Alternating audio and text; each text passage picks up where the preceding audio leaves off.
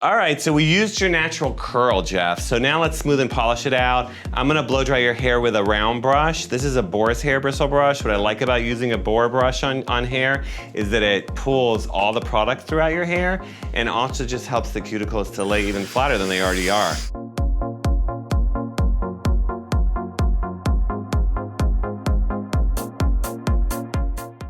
So what I'm gonna do is I'm just gonna take sections of hair. I'm not really worried about kind of rounding it and rounding it.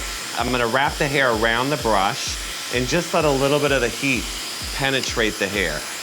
And what that's gonna do is just smooth and polish it. And then when we texturize the hair, we can literally expand the hair because we polished the hair and flattened it. So we're gonna do that all the way through.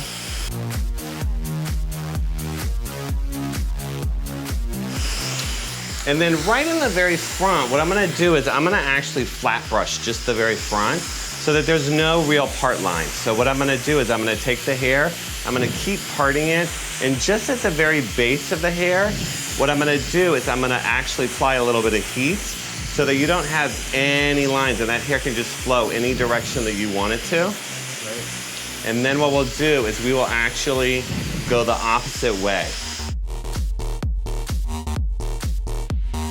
And then what happens is, it's not gonna matter which way. You can push it to either side, you can push it down, you can push it back. It's not gonna really matter.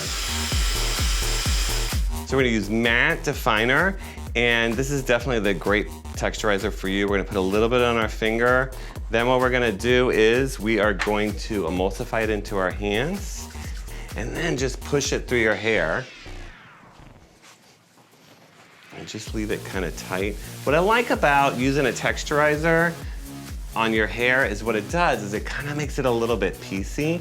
It pushes pieces of hair together and it actually just makes it look young and fun, man.